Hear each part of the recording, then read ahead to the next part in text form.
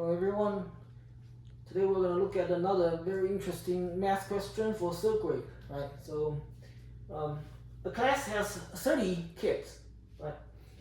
Remember the number 30, right? So a class has 30 students in it, right? So and 18 of them have dogs, 9 have cats, and 7 have both cats and dogs. Right? It's asking you how many kids have neither dogs or cats, right?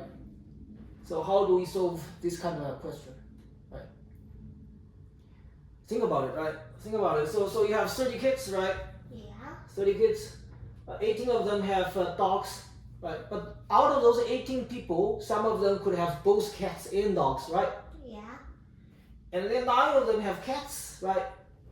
So out of those 9 kids, some of them could have both dogs and cats, right? Yeah. Right. And it's telling you that 7 students actually have both dogs and cats, right? So it's asking you how many kids don't have either cats or dogs, right? Okay, can you work that out in your head? It's difficult, right? Yeah. It's difficult. So we need to actually come up with some kind of graphic way of solving this kind of problem. So next time you can actually use your scratch paper to solve this kind of problems. Very easy, right? So let's look at how. Oh, don't forget the numbers, right? 30 kids in total, right? 18 of them have dogs. A sub portion of that 18 kids have both cats and dogs, right? 9 have cats, right? But a sub portion of them have both dogs and cats, right? 7 have both, right? How many students do not have neither cats or dogs, right? But how do we actually solve this type of problems in a graphical way so that you can easily understand it, right? Let's draw a diagram, right? Let's draw a diagram to represent this problem in a more graphical way, so we can read the results from the graphs, right? It's gonna make the problem substantially easier, right?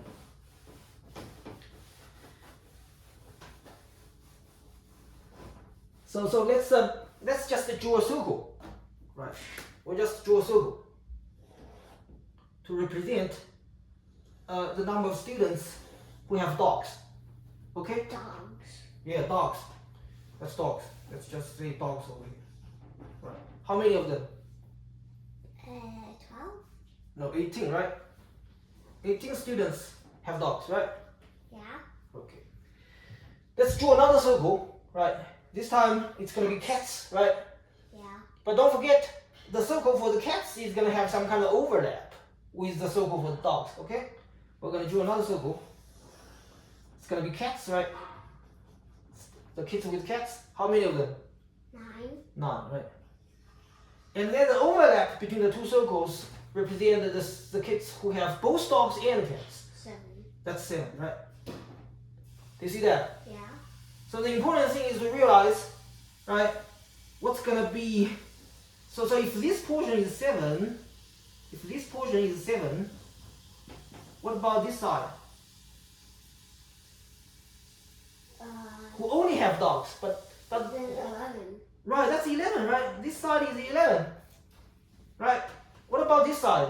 That's 2. That's 2, right? And then the kids that have both dogs and cats is 7, right? So this side is basically 9 subtracted the shared part. 9 subtract 7 equals to 2, right? Yeah. And this side is 18 minus 7 equals to 11. You get what I'm saying? Yes. Okay. So if this part is 11, this part is 7, and this part is 2, how many kids are in there? That's 11. 20. Yeah, it's exactly 20, right? That's 11 plus 7 plus 2. Right? That's 20. Get what I'm saying? So there are 10 kids that have neither dogs or cats. Right, because you only have 30 students. You only have 30 students in the class, right? 20 of them have cats, dogs, or both of them, right? Yeah. Subtract 20. And then the rest of them have neither cats or dogs. That's 10. You know what I'm saying? So 10 is the right answer, right? Right. So if you cannot work this out in your head, draw a diagram like that. Every time if you have this kind of questions, right? So a subset of them have both, right? And then you figure out what's going to be the other subset that doesn't have both, but have only just one of them, right? And then draw a diagram like that. It's going to help you to figure out what's going to be the solution for this problem. Understand what I'm saying? Yes. Okay, this kind of set diagram are very important for solving this kind of problems. Did you get this solution? Did you get the number right? Right? And can you explain it to a small kid that's 8 years old? Right? I'm not small. Okay. Yeah. I'm huge. Okay, you are. Like and subscribe. Thank or you. Else don't.